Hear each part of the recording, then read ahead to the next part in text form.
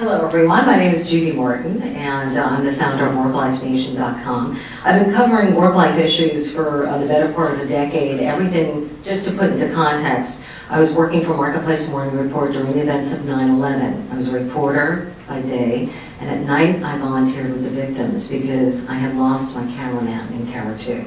So I came face to face with the reality of having to work and also the reality of grieving at the same time. So the idea of exalting the human experience in the workplace was very important to me at that time. It really hit home. So just a brief history of the way the media has covered work-life issues over the last 3 decades. So of course, we begin with Working Mothers. Now, Working Mother magazine was really big back in the 70s, 1978, I think is when they launched. And mostly they took this issue, work-life, as a mommy issue. We came through the 70s and it became not only a mommy issue, but I can take home the bacon, fry it up in a pan. Do you remember this commercial? Okay. It became a feminist issue, still in the mommy, still in the female realm. Then what happens right before 9/11, fast forward, the dot-com bombs, right? The Enrons, the WorldComs. All of a sudden, what becomes important in the workplace are values, transparency, trust, credibility, issues of that nature. And we started looking at a working and living experience in a brand new way because we didn't trust anymore where we were at. So we started seeing more EAPs, more employee assistance programs, things of that nature. And then of course 9/11 hits. And all of us have had some sort of experience around that. But what happened in the workplace was God was really cool for about 6 months, right? Faith-based programs entered the workplace, counseling, therapy, things of that nature, and then all of a sudden she wasn't cool anymore according to the conference board about 6 months later. Spirituality, faith-based practices in the workplace really did wane if you look at some of the statistics. So from there we move now ahead over the last decade, generation-centric, Gen Y. Gen Y becomes really popular when Google says, hey, it's not a human resources department anymore, it's people operations. And we're going to show you how to treat people in a better way. We're going to let you bring your dog to work. Now, I'm just, of course, touching and going on these topics to give you a quick scenario. Baby boomers, traditionalists, we see this multi-generational workforce. How do we treat them? How do we move forward in doing this? And just when we get to some better work-life initiatives within the workplace, recession hits, right? I just saw you go, whoop, right down the tube. So economic meltdown, and as far as work-life anything, hey, you're lucky if you have a job. And that's the way the media portrayed it, and that's what we heard a lot about. But let's do things differently in the workplace. We don't necessarily have to lay everyone off. Let's look at work-life flexibility. So that starts to get really hot as a topic, but it didn't necessarily catch on within the workplace because the business model wasn't strong enough to support it.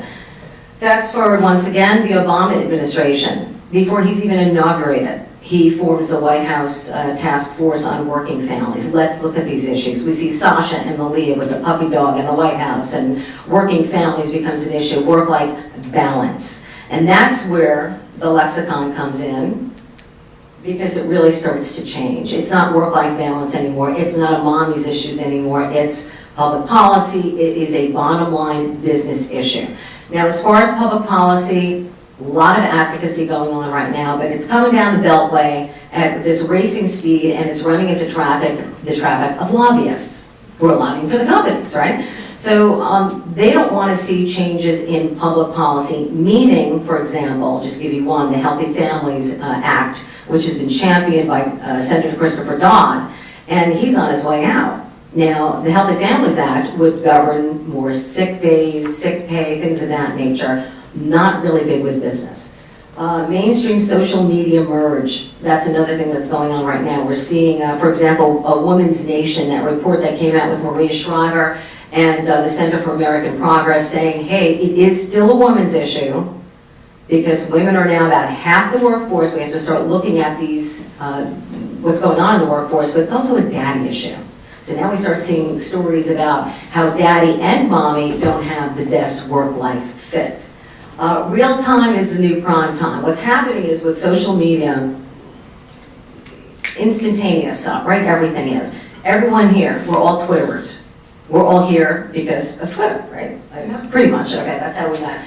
So when information gets out there from a business perspective, it's catching on, people are writing about it, they're blogging about it, and we're seeing a cross-cultural shift here. Mainstream media is now doing social media, and there's just this big ball of conversation that's going on. Example is with Women's Nation. It was Maria Shriver. We started seeing information on MSNBC and NBC.